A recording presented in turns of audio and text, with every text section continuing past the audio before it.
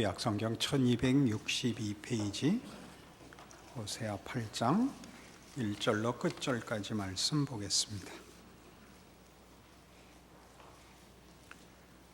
나팔을 내 입에 댈지어다. 원수가 독수리처럼 여호와의 집에 덮치리니 이는 그들이 내 언약을 어기며 내 율법을 범함이로다. 그들이 장차 내게 부르짖기를 나의 하나님이여 우리 이스라엘이 주를 아나이다 하리라. 이스라엘이 이미 선을 버렸으니 원수가 그를 따를 것이라. 그들이 왕들을 세웠으나 내게서 난 것이 아니며 그들이 지도자들을 세웠으나 내가 모르는 바이며 그들이 또 그 금으로 자기를 위해 우상을 만들었나니 결국은 파괴되고 말리라. 사마리아여 내 송아지는 버려졌느니라. 내 진노가 무리를 향하여 타오르나니 그들이 어느 때에야 무죄하겠느냐. 이것은 이스라엘에서 나고 장인이 만든 것이라 참신이 아니니 사마리아의 송아지가 산산조각이 나리라. 그들이 바람을 심고 광풍을 거둘 것이라. 심은 것이 줄기가 없으며 이삭은 열매를 맺지 못할 것이요 혹시 맺을지라도 이방 사람이 삼키리라. 이스라엘은 이미 삼켜졌은즉 이제 여러 나라 가운데 있는 것이 즐겨 쓰지 아니하는 그릇 같도다. 그들이 홀로 떨어진 들나귀처럼 아수르로 갔고 에브라임이 값주고 사랑하는 자들을 얻었도다. 그들이 여러 나라에게 값을 주었을지라도 이제 내가 그들을 모으리니 그들은 지도자의 임금이 지워준 짐으로 말미암아 쇠하기 시작하리라.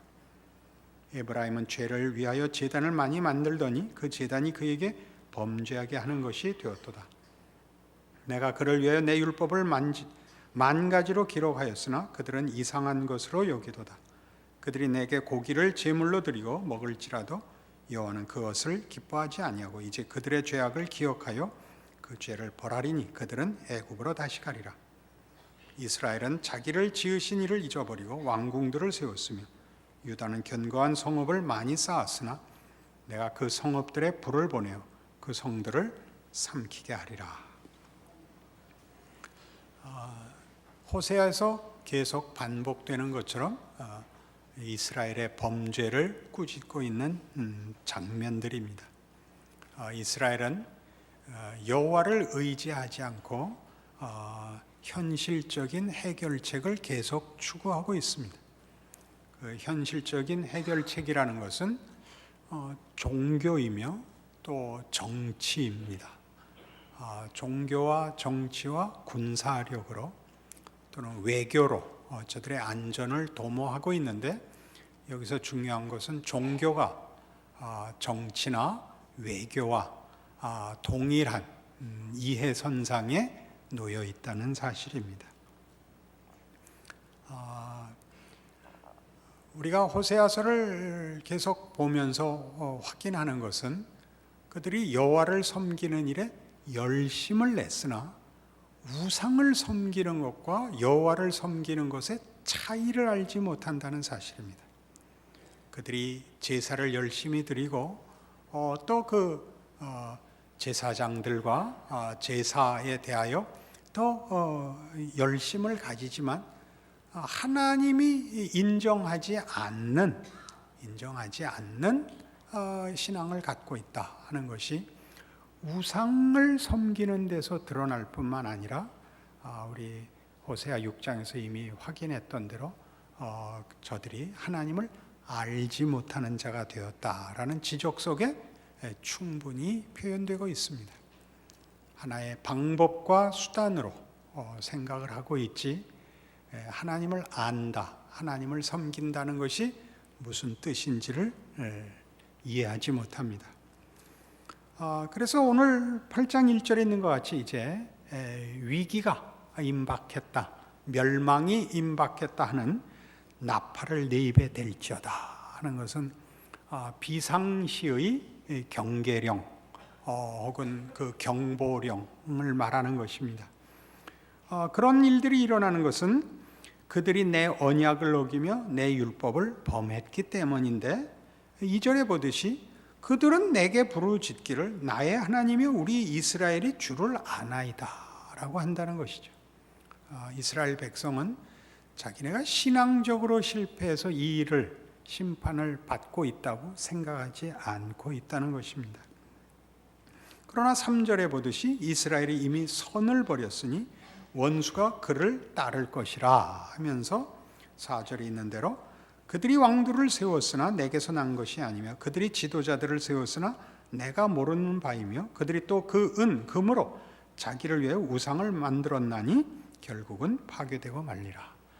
우리 지난주에 확인했던 것처럼 이 호세아가 활동하던 시기, 이스라엘이 멸망하는 마지막 약 30년간의 그 기간 동안 얼마나 많은 유혈 쿠데타가 반복됐는지 모릅니다. 순전히 권력 투쟁에 불과한 정치적 반역이 반복되고 그런 일들은 사실은 다만 권력의 싸움이기보다 이스라엘이 갖고 있는 신앙의 가장 중요한 기본적 내용이 버려졌기 때문에 하나님을 두려워함과 하나님의 백성, 하나님이 정하신 나라를 유지한다는 것이 무엇인가를 이미 사회적으로 다 놓치고 있다는 반증이라 이렇게 지적하고 있습니다. 9절에 가시면 그들이 홀로 떨어진 들나귀처럼 아수르로 갔고 에브라임이 값주고 사랑하는 자들을 얻었도다.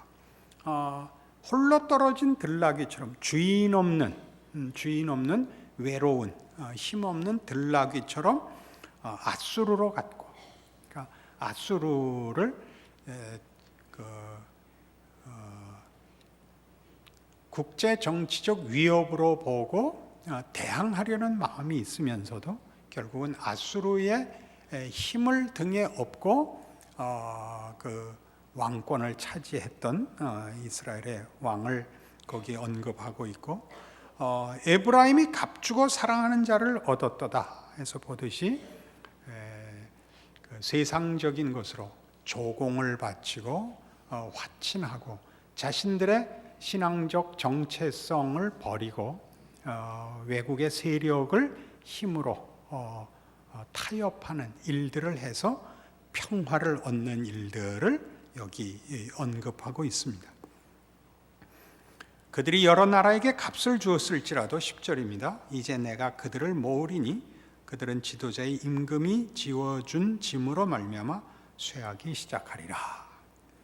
그래서 여기 가장 크게 우리가 이스라엘 백성의 범죄의 그 진상을 하나님의 시각에서 이제 확인해 볼 필요가 있습니다.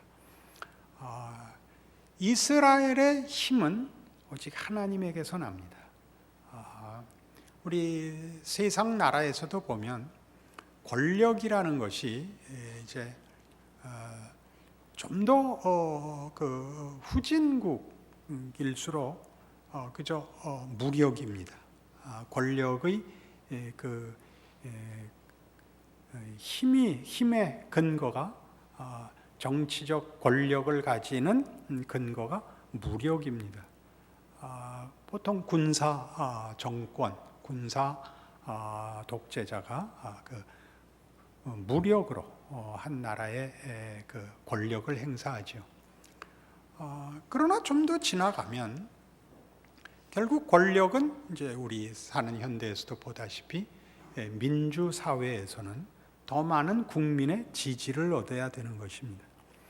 더 많은 국민의 지지를 얻는다는 것은 다만 많은 표를 얻는 것이 아니라 인간이 가지는 짐승과 다른, 기계와 다른 어떤 고급한 소원에 근거하여 힘을 갖는 것입니다.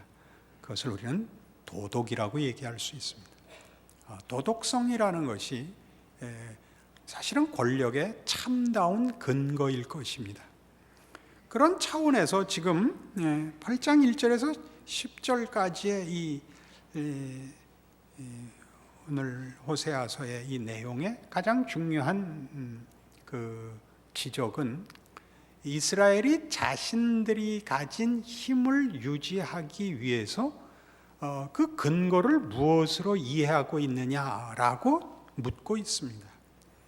그것은 우리 조금 전에 언급했듯이 무력입니다. 국제사회에서 힘이 있어야 된다라는 것은 우리가 무력과 경제력이라는 것을 지금 현실에서 생생히 보고 있습니다. 이 당시에도 모든 나라들이 또는 하나님 없는 사람들에게 있어서는 유일한 힘일 것입니다. 무력과 경제력. 그리고 이스라엘도 거기를 따라갔다 하는 것이죠.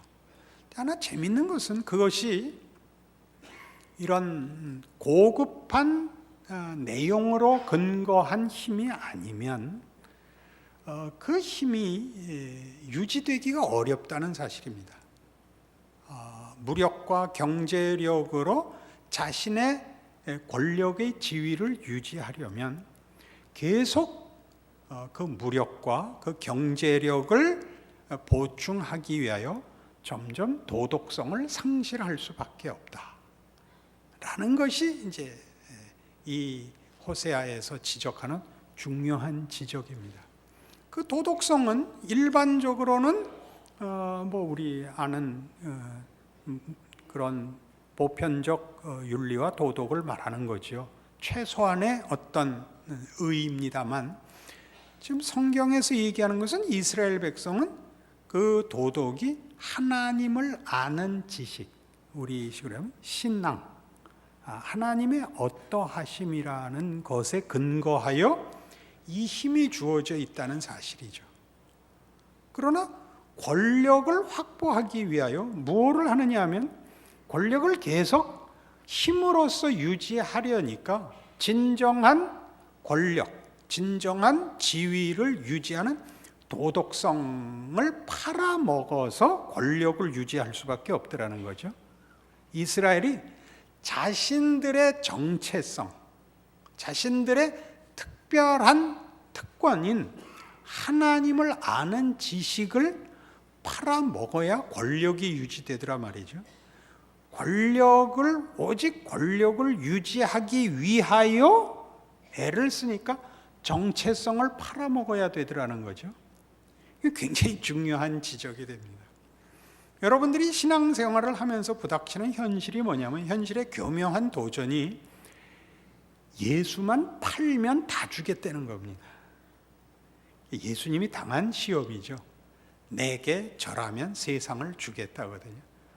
언제나 따지고 들어가 보면 바로 이 한 가지 문제를 세상이 현실에서 우리에게 묻고 있고, 하나님은 우리에게 예수 한 분을 주심으로써 그 세상의 도전에 예수가 걸어간 길 안에 우리를 내놓겠느냐고 물으십니다. 어떻게 하시겠습니까?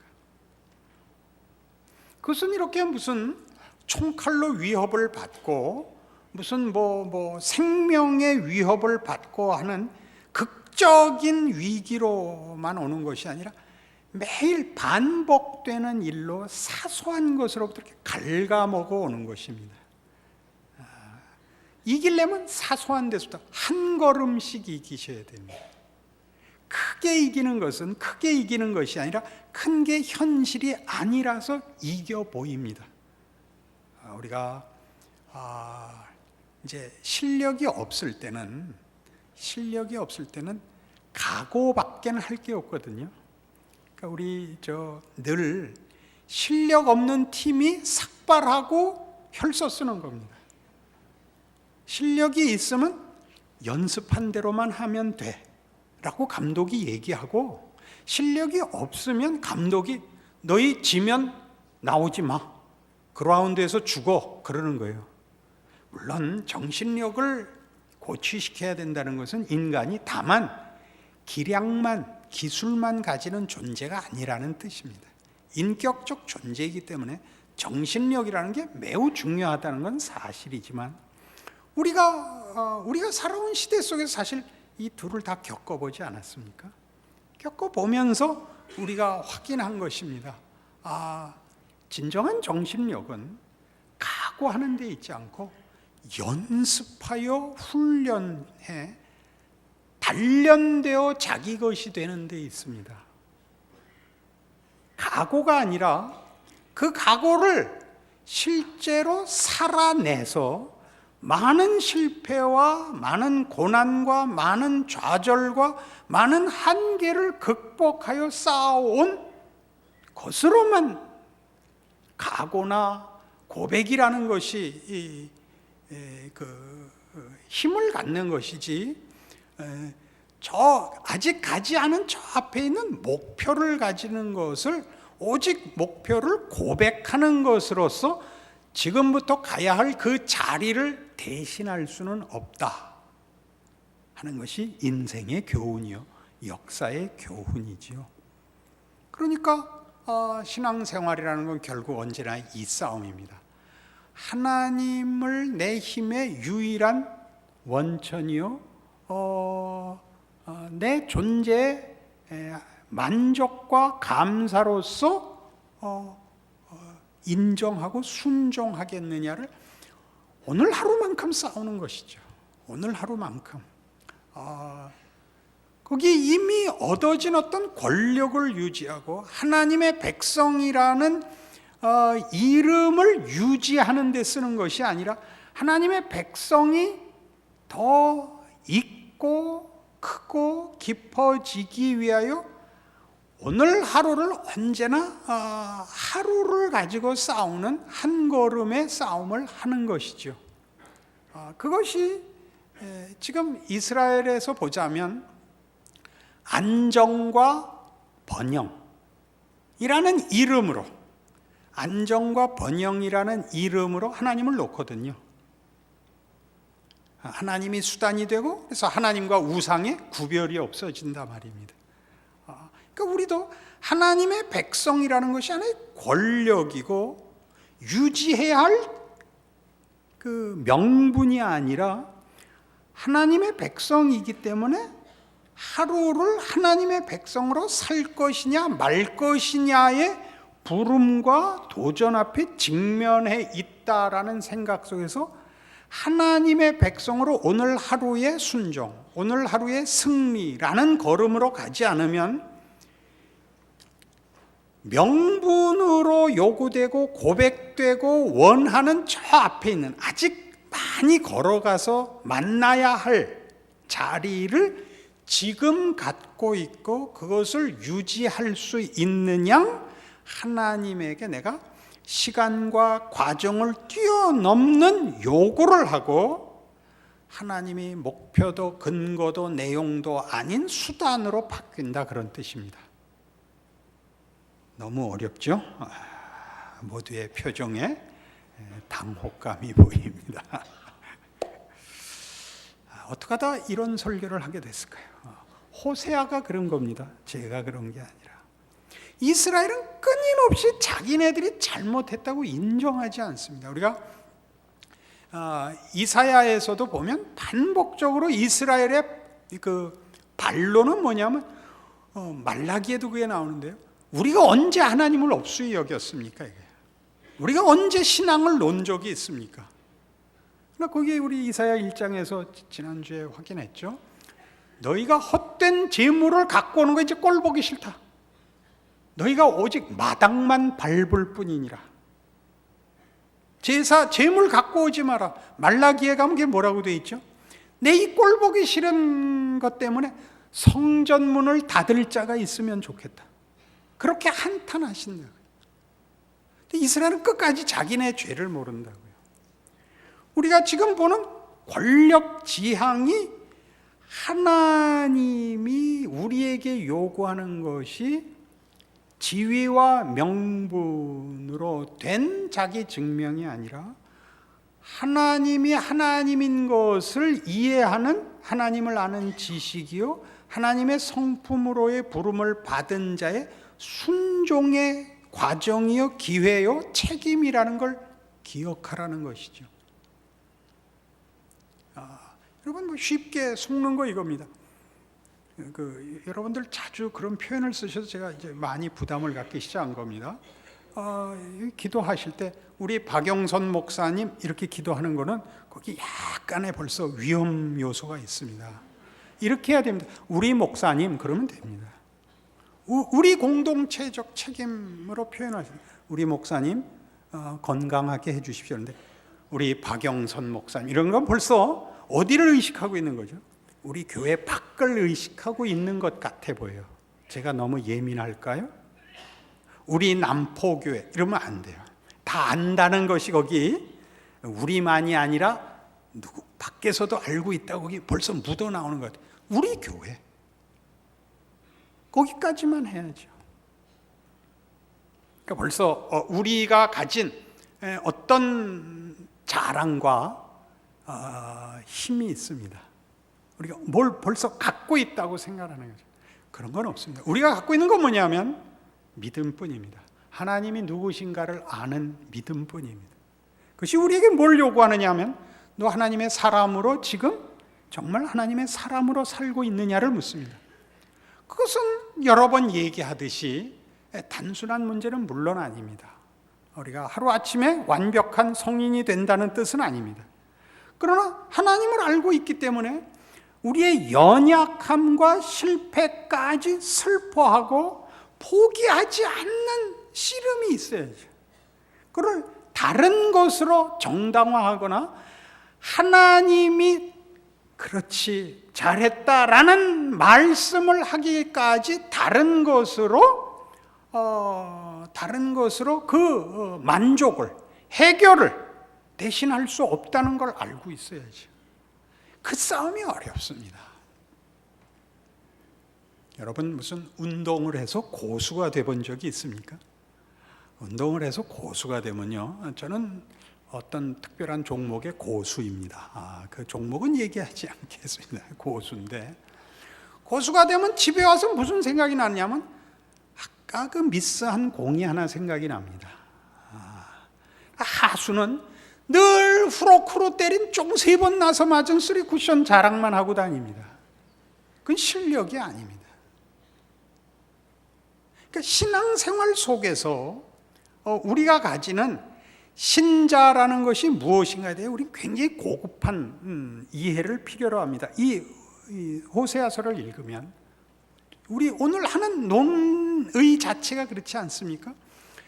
나는 이것이 신앙이라고 생각했는데 하나님이 아니라 그러고 이스라엘이라는 나라를 멸망시키고 성전을 헐어버리는 심판을 받는데도 이스라엘은 깨닫지 못했던 문제거든요. 얼마나 심각한 문제였습니까? 그러나 그것은 이스라엘만의 문제가 아니라 사실은 모든 죄성을 가진 인간들이 가지는 문제입니다. 하나님을 믿는다는 것은 결국 나 좋은 일 해주는 분이라는 이 아주 죄성의 가장 본성적인 욕구에서 구별되지 않는, 헤어나오지 못하는 참으로 중요한 신앙의 본질이거든요.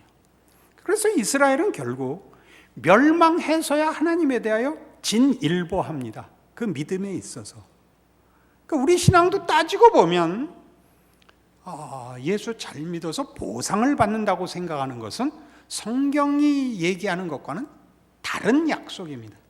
그 다른 기대를 가지시면 안 됩니다. 그래서 이쯤에서 후반부와 연결을 해보십시다. 11절 이하에 가면 무슨 얘기가 나오냐면 그래서 11절 보세요. 에브라임은 죄를 위하여 제단을 많이 만들더니 그 제단이 그에게 범죄하게 하는 것이 되었도다. 내가 그를 위해 내 율법을 10,000가지로 기록하였으나 그들은 이상한 것으로 여기도다. 이제 그 하나님을 섬긴다고 만든 많은 제단들과 그 가르친 그 율법들이 오히려 이스라엘 전역을 오염시켰다는 겁니다. 앞에서 우리 오늘 논의한 게 뭐냐 하면 하나님을 알고 하나님의 백성이 되었다는 것이 하나의 권력으로 이해되어 권력을 유지하기 위하여 하나님을 수단화하는 왜곡으로 간 것 같이 하나님을 섬기는 제단과 그 뜻을 따라야 하는 율법이 이스라엘 전역을 오염시켰는데 뭘 오염시켰냐 하면 하나님은 기계적으로 섬길 수 있는 대상이라고 오염시켰단 말입니다. 제사만 드리면 되고 율법을 하나의 윤리로 실천만 하면 되는 것으로 오염시켰단 말이죠. 우리 앞에서 한참 권력 얘기를 했으니까 다시 한번 거기를 돌아가서 권력에 대한 얘기를 조금 더 해보십시다. 권력이란 언제나 그 지위에게 요구하는 책임을 감당할 수 있게 주는 어떤 힘입니다. 그래야 그 지위에 부과되는 책임을 질 수 있으니까. 그러나 우리가 보면 권력을 가진 자들은 거의 다 부패합니다. 우리가 늘 그것을 봅니다. 그럼 우리가 이제 사회 역사 속에서, 사회 속에서 무슨 교훈을 보느냐 하면 지도자는 도덕성이 있어야겠다. 좋은 규제가 있어야겠다. 그럼 우리 삼권 분립도 나오고 이런 견제 조직을 만들었습니다. 그럼 나중에 보면 견제 세력끼리 서로 야합을 하면 방법이 없습니다. 그럼 다시 뭐라고 요구하게 되냐? 아니, 한 나라의 지도자가 이럴 수 있단 말입니까? 라고 밖에 호소할 것이 없는데 그냥 그 책임자가 뻔뻔해버리면 답이 없습니다. 이게 무슨 얘기냐 하면 도덕은 옳지만 도덕은 강요하는 힘이 없습니다. 본인이 그렇게 하기로 작정하지 않는 한 도덕이라는 걸 외부에서 강요할 수가 없습니다. 도덕에는 그런 힘이 없습니다.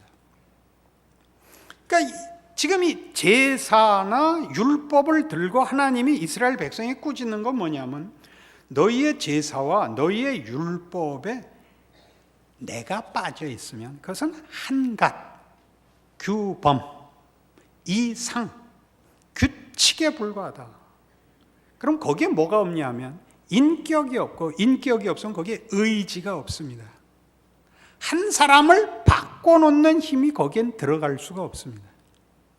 그러니까 제사를 요구하고 율법을 요구하는 하나님의 뜻은 제사와 율법이 하나의 무슨 규칙이나 이상이나 제도가 되라는 것이 아니라 하나님을 설명하고 하나님이 개입하시는 그런 상징으로서 요구돼요. 전체적으로 호세아서의 주제인 것과 같이 여호와를 알라, 하나님을 아는 지식을 놓지 마라, 내가 누군가 늘 생각해라. 그것이 너희들에게 가장 중요한 내용으로서 그것이 외면되면 나머지 모두가 그저 헛된 그저 부스러기요 껍질에 불과하다. 뭘 지켜야 하는지를 생각하라 라고 묻는 것입니다. 그러기 위한 무엇도 하나님이 각오하신다고요? 당신이 당신의 이름을 걸고 세운 나라도 망하게 하게 할 수 있고 당신의 이름을 약속한 성전도 헐 수가 있는 것입니다. 무시무시한 하나님 아닙니까? 그리고 신앙의 핵심이 뭡니까? 하나님을 아는 것입니다. 그건 지식의 문제가 아니라 신앙의 문제요. 한 인격의 문제요. 한 인격에게 찾아오시는 하나님의 무시무시한 사랑입니다. 그것이 없으면 우리는 다만 이상과 당위와 제도와 분노와 이해관계와 비판과 정죄밖에 할 게 없습니다. 사람을 어떻게 사람을 바꿔놓을, 그가 권력을 가져야 힘을 쓰는 것이 아니라 하나님을 알기 때문에 힘을 쓰는 사람을 만들어낼 수가 없습니다. 이스라엘이 역사 속에서 경험하는 기독교 신앙의, 하나님을 믿는 신앙의 무서운 본질입니다. 이걸 놓치면 사실은 어떤 개인 신앙인도 또는 어떤 신앙 공동체도 사실상의 자기 힘을 잃는 것이요, 자기 특권을 놓치는 것입니다. 오늘의 이 지적들이 여러분 모두에게 얼마나 중요한 문제인가를 기억하셔야 됩니다. 대표적인 성경 구절 하나 들죠. 빌립보서 4장 10절입니다.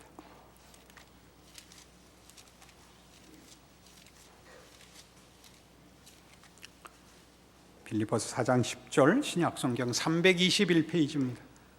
내가 주 안에서 크게 기뻐함은 너희가 나를 생각하던 것이 이제 다시 싹이 남이니 너희가 또한 이를 위해 생각은 하였으나 기회가 없었느니라. 내가 궁핍함으로 말하는 것이 아니니라. 어떠한 형편에든지 나는 자족하기를 배웠느니 나는 비천에 처할 줄도 알고 풍부에 처할 줄도 알아. 모든 일 곧 배부름과 배고픔과 풍부와 궁핍에도 처할 줄을 아는 일체의 비결을 배웠노라. 내게 능력 주시는 자 안에서 내가 모든 것을 할 수 있느니라. 우리는 이 구절을 너무나 쉽게 왜곡할 수 있습니다. 예수를 믿으면 못할 일이 없다. 무슨 일이든지 다 된다. 믿는 자에게 능치 못할 일이 없다. 이렇게 직접 연결이 되죠. 그러나 그 능력이 무슨 능력이냐 그럴 때는 그 믿는 자의 소원이 됩니다. 믿는 자의 소원. 그가 믿음을 가졌다는 것이 권력화되어 그 권력을 유지하는 수단으로 하나님이 금방 우리의 요구에 응답해야 되는 우리의 종이 됩니다. 그러나 본문은 그렇지 않습니다. 사도 바울은 감옥에 갇혀 있고 그가 감옥에 갇힌 것을 위문하기 위해 빌립보 교회의 대표들이 찾아옵니다. 저들의 찾아옴과 위로와 또 도움을 매우 기뻐합니다. 그러나 그의 말이 이겁니다. 11절에 보듯이 내가 궁핍함으로 말하는 것이 아니니라. 곤경을 해소시켜줘서 고맙다는 말 아니다. 어떠한 형편에든지 나는 자족하기를 배웠다는 거예요. 아무래도 좋다. 이 말은 그렇게 쉬운 얘기는 아닙니다. 아무래도 좋다는 건 고통도 괜찮고 형통도 괜찮다라는 것이 형편상 괜찮다는 얘기가 아니라 나는 비천에 처할 줄도 알고 풍부에 처할 줄도 알아. 모든 일 곧 배부름과 배고픔과 풍부와 궁핍의 일체의 비결을 배웠다는 무슨 얘기냐 하면 어떠한 형편에서든지 하나님의 사람으로 예수의 삶에 동참해야 된다는 걸 알았기 때문에 고통은 물론 고통이지만 그 고통을 당하는 것이 실패이거나 쓸데없는 일이 아니라는 것을 알았다. 고통의 길을 걷게 하시면 고통 속에서 예수를 믿는 것이 무엇인지를 증언하는 기회를 갖는 것이요.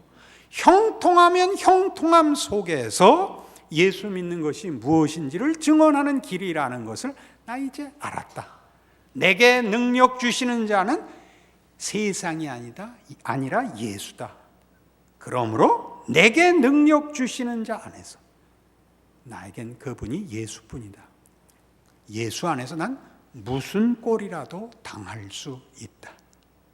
그는 자신의 신앙을 우리 보통 하는 권력으로 이해하고 있지 않습니다. 예수를 믿으니 예수를 믿는 자의 마땅한 처우를 대접을 해 주십시오라고 요구하는 것 아닙니다. 무슨 길을 가든지 거기에서 예수 믿는 사람으로 살 수 있기 때문에 하나님이 나에게 요구하는 길을 내가 걸어갈 수 있다. 그렇게 얘기하는 겁니다. 이스라엘은 어떻게 됐죠? 안정과 번영이라는 것이 가장 중요한 목표가 되어서 하나님을 알고 하나님의 사람으로 산다는 정체성을 팔아서라도 안정과 번영을 만들어야 됐던 것입니다. 이게 이스라엘이 가졌던 신앙의 가장 중요한 본질적 실패가 있다 이거죠. 여러분의 삶이 얼마나 고단한지 저는 잘 모르겠습니다만 제가 아는 한 인생은 고단합니다. 인생은 고단합니다. 옛날 최희준 씨가 인생은 나그네 길이라 그랬는데 나그네 길 중에 거렁뱅이 길 같습니다. 그러나 그것이 하나님의 능력과 지혜와 신비 속에서 가장 값진 길이라는 것을 우리는 인정합니다. 맹 놓고 살라고 이 얘기를 하는 것 아닙니다.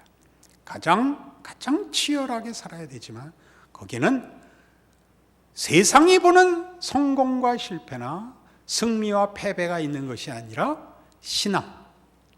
저 사람이 하나님의 사람이요 예수 안에 있는 자인가의 문제로만 모든 형편을 이해한다는 기독교 신앙의 놀라운 새로운 관점이 있습니다. 믿음의 눈이 있습니다. 이 사실로 여러분들의 생애를 돌아보시고 현실을 책임 있게 믿음으로 순종하시는 오늘의 말씀이기를 바랍니다. 기도하십시다. 하나님 아버지 은혜를 감사합니다.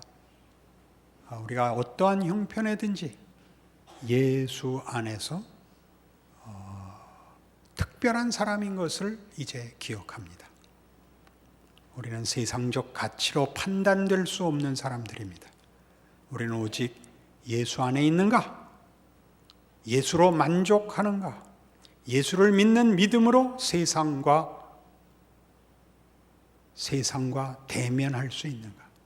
세상을 꿰뚫어 맞서 나갈 수 있는가를 책임지고 있는 사람입니다. 이 싸움은 고통스러울 수 있을지 몰라도 이 싸움은 그 자체로 우리의 복이며 명예며 영광입니다. 이 믿음 주시옵소서. 그래서 각자의 삶을 자신의 처지에서 순종하고 인내하고 승리하는 참다운 예수 믿는 자의 기적을 오늘의 말씀을 들은 심령들과 인생에 허락하여 주시옵소서. 예수님 이름으로 기도합니다. 아멘.